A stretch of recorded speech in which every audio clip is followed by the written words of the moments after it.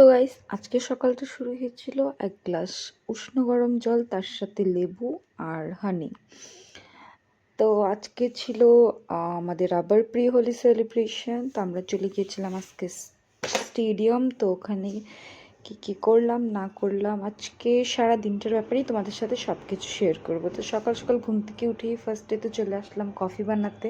ঘুমই ভাঙছিল না জন্য ভাবলাম যে না, কফি দিয়ে শুরুটা করি।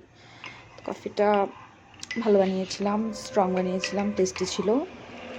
তো কফিটা খেয়ে দিনটা শুরু করলাম।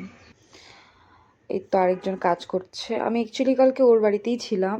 তো তারপরে কফি খেয়ে চলে গিয়েছিলাম স্নানে। স্নান থেকে এসে রাতে একটু আমরা বেশি করে খাবার বানিয়েছিলাম, তো ওটা গরম করে খেয়ে নিয়েছিলাম।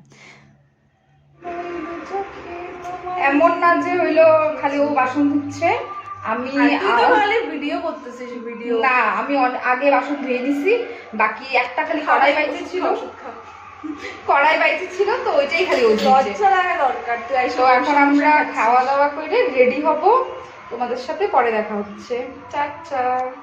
তারপরে তো এত কিছুর পরে আমরা ফাইনালি হয়ে গেলাম রেডি। আর কালকে রাত্রেবেলা আমি চুলটা একটু হিটলেস কার্লটা ট্রাই করেছিলাম, ওই করে দিয়েছিল আর ভালো হয়েছিল কার্লটা। তারপর আমরা বেরিয়ে পড়লাম স্টেডিয়ামের জন্য। আমাদের আরও বাকি ফ্রেন্ডসরা যারা ছিল তো ওরাও আসছে। ওই তো একজন আরও ছিল, ওরা সামনে বসছে, আমরা একটু পিছন দিকে বসছি। ওই তো আরেকজন বলে, কিরে পূজা, তুই ব্লগ বানাবি না? তারপরে আমাদেরকে অটোটা অনেক দূরে নামিয়ে দিচ্ছে। আমরা হেঁটে হেঁটে গিয়ে চলে গেলাম স্টেডিয়ামে। তো ওখানে গিয়ে আমরা রং খেললাম। ওয়াও, কত সুন্দর! আমরা সবাই রং টং খেলে ওখান থেকে আমরা কিছু খাওয়ার জন্য, যেহেতু আজকে গ্রহণ লাগবে, তো আমরা 3টার আগেই খাওয়ার প্ল্যান ছিল। তো 2:30টার মধ্যেই বেরিয়ে গিয়েছিলাম ওখান থেকে। গিয়ে মিতালিতে আমরা খেয়ে দিয়ে বাড়ি চলে আসলাম যে যার মতো।